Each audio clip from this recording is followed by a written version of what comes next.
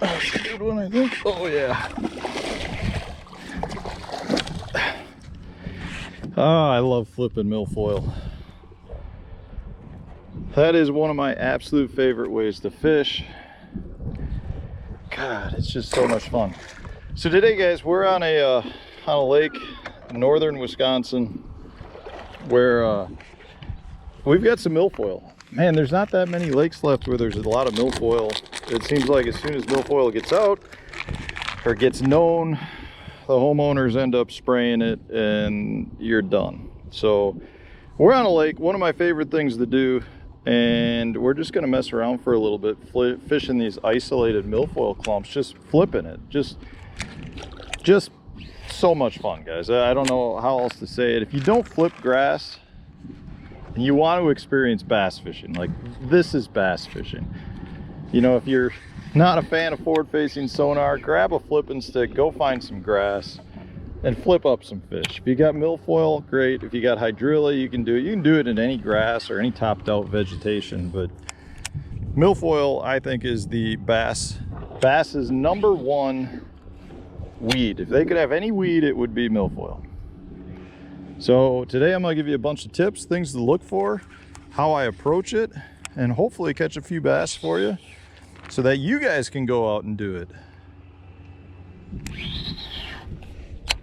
So what exactly is milfoil? You know, it never ceases to amaze me how many people are actually unaware of what milfoil is. A lot of anglers call everything milfoil. They just assume if it's grass that's topped out, it's milfoil. But really what we're looking for is what's called Eurasian milfoil. And it is an exotic. It's not native to the US.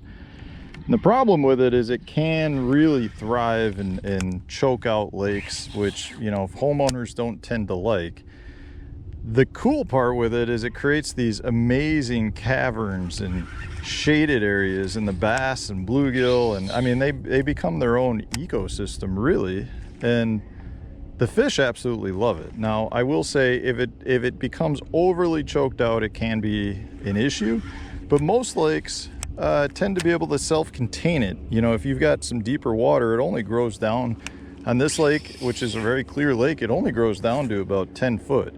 And it generally only starts in like 6 foot. So there's a range there where the milfoil grows. So you don't have it super shallow, you don't have it super deep. It's not like hydrilla, which really can choke out a body of water because it can grow down to 30 foot. And the point here is it is a very good fish habitat that is used heavily by bass throughout the country, no matter where you're at, whether you're in Florida, Alabama, Wisconsin. Bass love milfoil. So it's this stuff down here. It's really has a brownish orange hue to it. I'll pull up a strand here and show it to you. But it's just a you know, dense growing grass, and all we're doing in this case is looking for thicker patches of it and flipping a Texas rig. Now the Texas rig, you can flip anything if you really want. You can flip a jig, you can flip a Texas rig, you can fish whatever, but remember, you're putting your bait down into where the fish live, and from that standpoint, something that's weedless and something that comes through the grass well is ideal. Now in this case, we're not fishing topped out milfoil. A lot of people always think of milfoil as the thick mats you get on the surface. So here's a strand of it. You can see it's a broad leafy kind of plant. A lot of people only fish it when it's topped out. The thing is, the bass use it regardless of whether it's 6 inches tall or if it's, you know, like this. So I'm fishing, like I said, 10 foot. Oh, that was another one. And you know, these fish are in that 6 to 8 foot range, and that grass is anywhere from, I'm gonna say, 4 to 8 feet tall. Let's see if we can get him to come back. So what I'm looking for are the denser little clumps. So whether there's holes or whether there's a, you know, a denser clump, no matter what you see, there's generally more caverns at the bottom of this. So the fish are really down there swimming around. They can be higher. Generally speaking, when you're fishing milfoil that's not topped out, they tend to be near the bottom. you know, if it's taller like this, so that probably gives you a better look of it down there. If it's taller like this, they tend to be near the bottom. If it's not real tall, it's only a couple feet off the bottom, a lot of times they will get right on top. But it's important to recognize where the fish are going to be. You know, if you do have topped out milfoil, they could be right underneath the canopy itself. In this case, you don't have that canopy yet. In another 2 weeks, we probably will. But it's a crucial you know, habitat. I really feel like if you're a bass fisherman and you don't know how to identify this, don't know what you're looking for, have never done this, you really need to experiment with this. Not just because it is an absolute blast, but because during the summer months specifically, and even into the fall after a lot of the grass dies off, this is one of the best ways to catch giants, let alone win tournaments. You know, so from that standpoint, if you're an angler that is fishing tournaments, this is a technique that you really want to learn.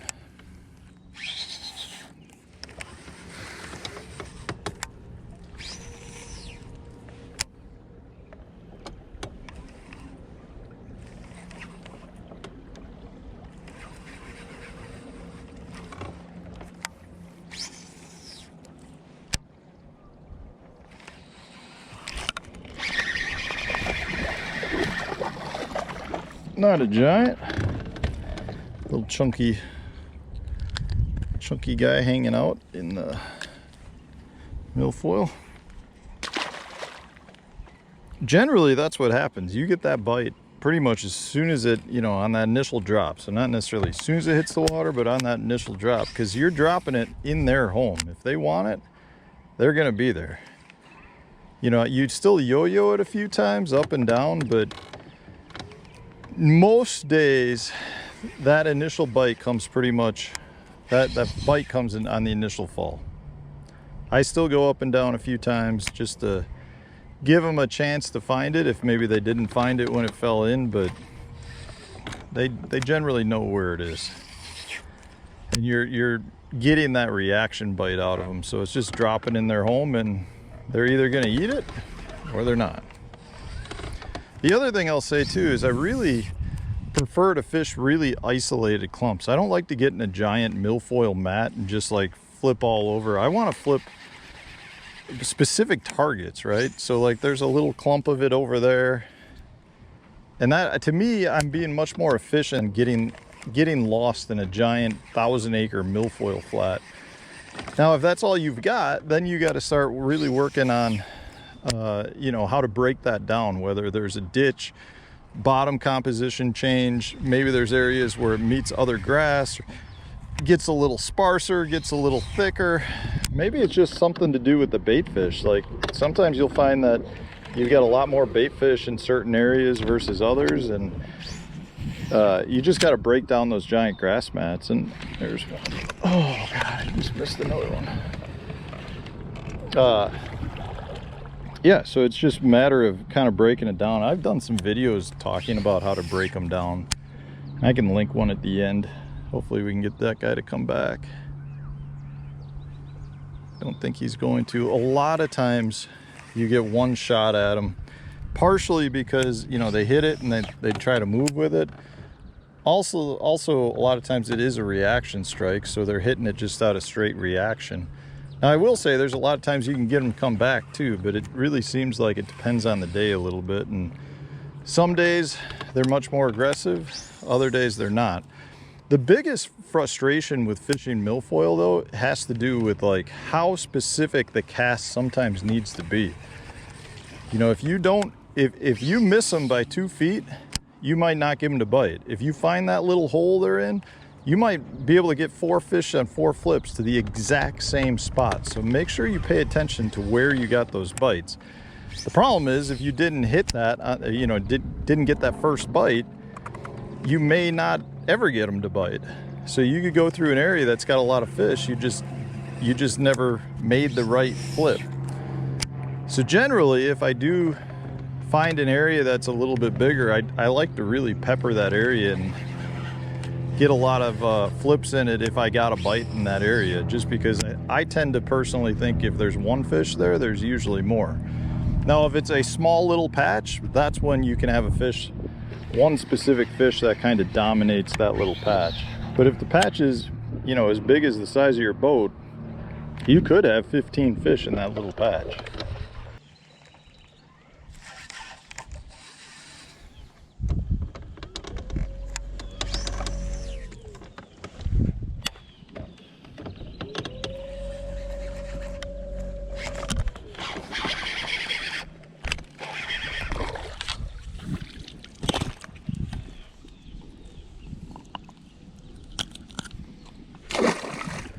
So one big tip when fishing milfoil is just being able to identify it in the water, like to be able to see it. So you definitely want a good pair of sunglasses. When you're fishing submerged grass, you need to be able to see those differences, because a lot of times I'm not really fishing, you know, the actual grass that I see. What I'm fishing is a dark spot. I'm fishing or even a light spot sometimes, depending on what it is. So not only do you need good sunglasses, you also want to generally keep the sun to your back. Oh, that was a fish. If you can keep the sun to your back, you're going to be able to see the grass from further away. And if you see it from further away, you're going to be able to make casts on it before you're right on top of it, which is a big thing, because a lot of times with the submerged grass, it's down deeper and you don't see it until you're on top of it, and at that point it's too late. Let's see if we can get him to come back.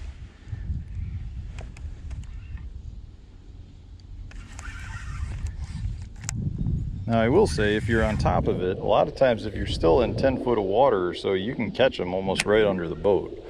So like in this case, I floated up on top of this one, and it would not surprise me to be able to catch one right here, just because you are in such deep water and it's thick cover.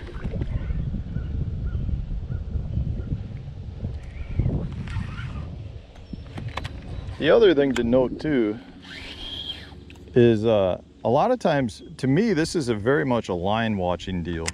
And when you're fishing deeper water, like a normal flip, you'd flip it out there and your bait would be, you know, your rod would be right above the water. And what I mean by that is you're not going to have a whole lot of slack out.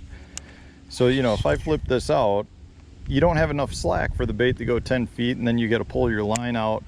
I don't personally like to do that. I actually change my flipping style a little bit based on how deep a water I'm fishing. So, you know, in this case, if I'm fishing that 10-foot range, I'll flip out, but I bring my rod tip way up towards the sky to get that 10-foot of line out, and then I watch my line drop. There's no peeling line off when I do this.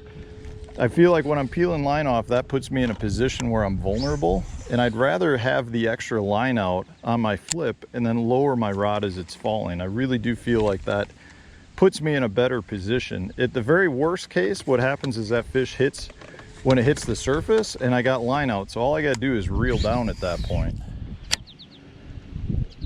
But it's not generally necessary all the time, where you gotta place it really nice and you don't have nearly as much line out. In this case, you know, there are times where you just need to plop it in there to actually break through the surface. But I try to always have enough slack line to get me all the way down to the bottom.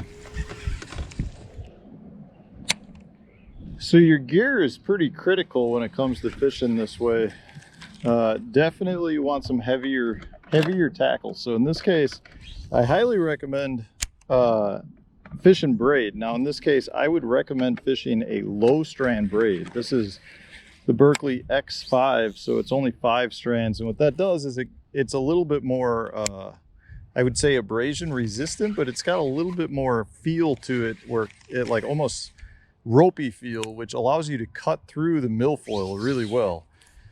So that's a key. I'm using 65-pound braid. I've got here, this is the FP885 MHX blank. So it's a 7/4 light heavy action. Now, if I was fishing really thick milfoil, topped out, I would be using definitely something heavier.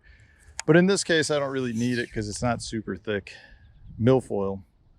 And then I also recommend you know, from a reel standpoint, you can go a couple of different ways. You can go with a really fast gear ratio reel, which allows you to pick up a lot of line, like a, you know, an 8 or even higher, a 9 or a 10 speed gear ratio reel.